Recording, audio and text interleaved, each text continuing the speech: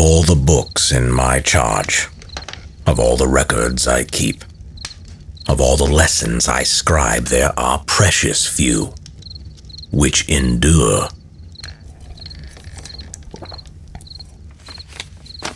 For each time I sit down at my desk, I struggle to remind myself that the office I humbly keep is at its core capable of rewriting the histories of the many races upon Terminus.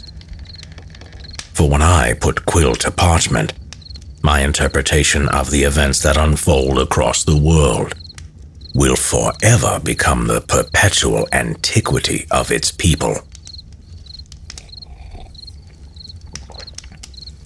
The warriors will swing their swords, and the mages will cast their spells. The rogues will delight in trickery and profit, and the priests will sermonize their gods. As they all wreak havoc, their loyalty to history falters. While the majority of the adventurers on Terminus revel in warmongering, there are precious few among them that truly know the power in remembering their own histories.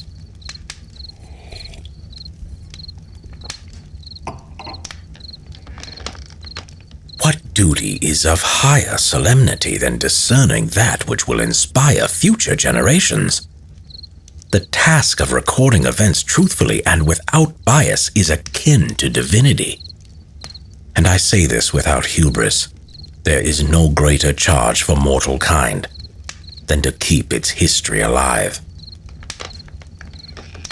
I've said my piece about my own station, and now I wish to impart some small wisdom to the would-be keepers in the world.